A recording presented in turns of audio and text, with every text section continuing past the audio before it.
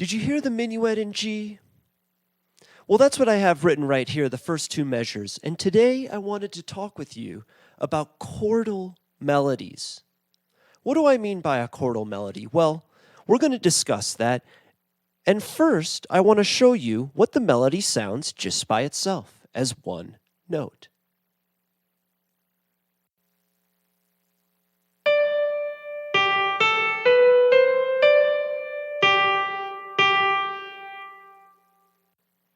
Now, most instruments have the ability to only produce one note at a time, where one of the special things with the piano is that we can use multiple notes. In this next example, I will use the term harmonizing. I will harmonize with the melody in a third based on the major scale. Let me show you here.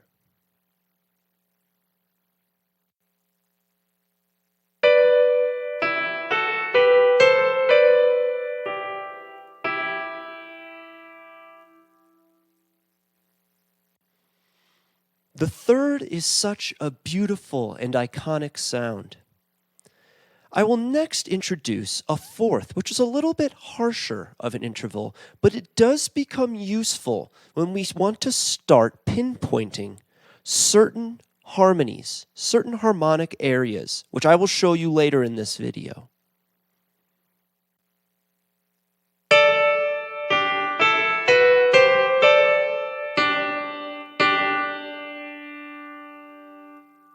As we continue to develop our melody, we can employ other intervals. One of my other personal favorites is the interval of a sixth.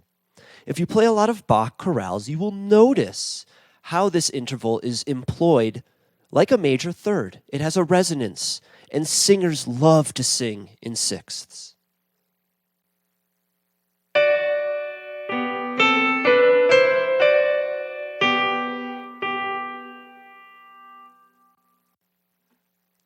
We can keep playing with two notes, but as I said, the piano is very special.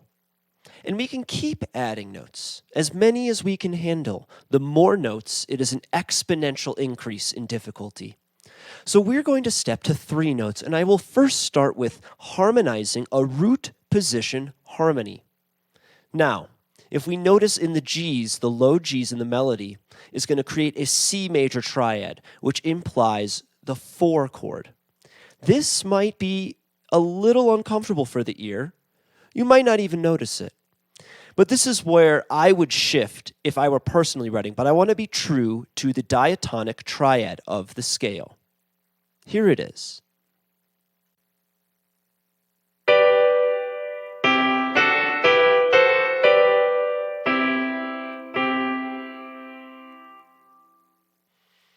Now, we saw the root position is very powerful, but even more so is when we look to one of the inversions, first inversion or second inversion.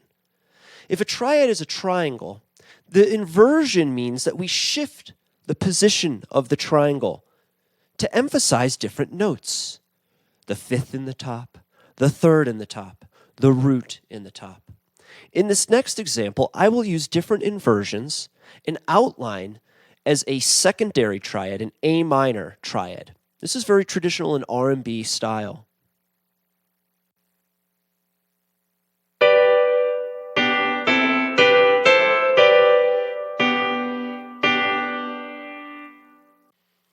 Now the A minor triad is very smooth to fill in those secondary notes, the A, the C. But now I'm going to use something that I think Bach would prefer, and that is the dominant chord, the D7. So whenever I see a note that could use, for example, the A, I'm going to build a dominant structure underneath, which you're going to hear this push and pull between the 1 and the 5 through the melody. This is a technique many, many musicians have used.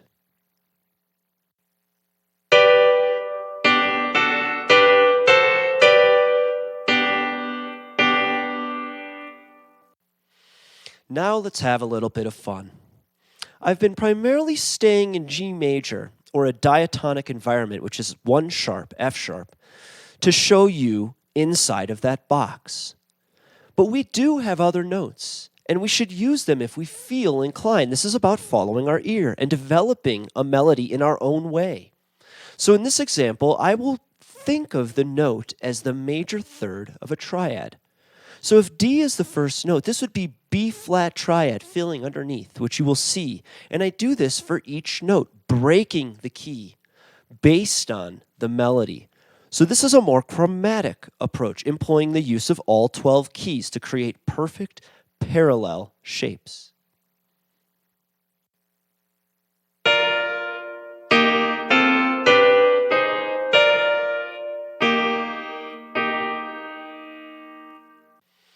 Finally, I'm going to take a little step up. For those of you who will understand this, I'm going to use a blocked voicing, which means the octave, the bottom and the top note are the same. And I'm going to use this kind of rootless major 7 shape. I love it. It comes from Bill. So many of these musicians, they stole it from the impressionistic composers. And I do this technique a lot, harmonizing based on the major 7th of a chord, filling the bottom note blocked with the top note.